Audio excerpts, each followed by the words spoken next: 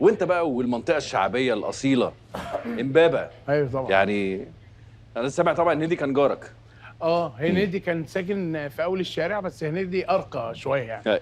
هو ساكن في اول الشارع في على الشارع في الرئيسي الميدان، بقى هو ارقى. في امبابه عند النفق كده. انا ساكن في نفس الشارع بس جوه.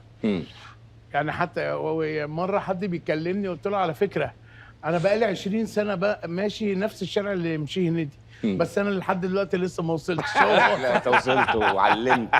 بس الناس كلها كانت بتلعب في الشارع وهم صغيرين. طبعا. انت بقى كنت بتلعب فوق السطوح ليه؟ اي ده انت عرفت. طبعا. طبعا. احنا جايبين عنك شويه حاجات انا النهارده يعني كنا متحفظين بص شويه جان في البيت. من وانت صغير وانت يا جان نهاري ايوه شايف حلو والله العظيم. قمر. الصوره الوحيده اللي موجوده ومبهمه.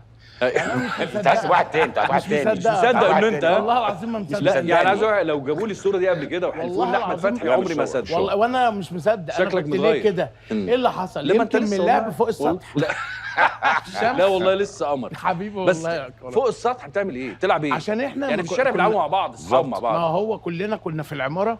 هي العماره في وسط امبابه في الشارع ده، فاحنا يعني حاسين بنفسنا فنطلع نلعب فوق السطح لحد ما صاحبه البيت طردتنا عشان بنعمل دوشه وبنلعب كوره وحاجات. بقينا كبرنا شويه بقينا ننزل نلعب في الشارع عادي زي العيال، عشان كنا بنلعب ما كناش بينزلوها الشارع يعني اهالينا في اول الحاجات كده يعني.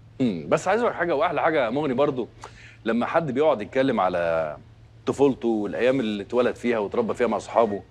انا بتبسط لما الاقي حد يجي يقول لك ايه انا من الوراق وانا من امبابه. انا حد بيقول له انا بقول له انا من سراء القبه المناطق. دلوقتي بتيجي تسال ناس، في ناس تقول لك لا احنا من التجمع واحنا من زايد واحنا يعني بتفرق كتير لما حد بتفتخر بالمناطق الشعبيه اللي انت اتربيت فيها، اللي هي اصلا خلت محمود عبد المغني وخلت احمد فتحي زي ما هم لحد النهارده ما اتغيروش. بالتالي ده بيفرق جدا يعني. طبعا.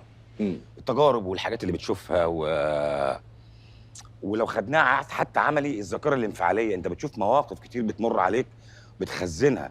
وده حاجه يا امير، انت هتروح فين؟ يعني ايه العيب ان انا من امبابه او محمود من الوراق او انت من يعني ايه العيب؟ جميل. سراء القبه يعني ايه العيب؟ بالعكس انا شايف ان هو بس انا شفتك مره في الكوربه انت واقف بتسلم على 500 يعني 600 إيه؟ عربيه. ما عارفين مش المنطقه فاهم كلها. نفس المنطقه. بس عليك يا محمد كريم يا يحيى يا هيثم عامل فيها حسن ارابيسك انا في اقسم بالله المنطقه. والله العظيم. لا يعني انا اصريت بعد كده لما سليم ابتدى يكبر شويه انا ابتديت انزله سراء القبه. تاخده وتوريه. لا لازم يشوف. أيوه. هو اول مره نزل سراء القبه هو الواد حاسس انه راح عالم تاني. أيوه. هو شايف بقى طبعا جسر السويس. أيوه. وشايف الميكروباصات ومطريه رمسيس.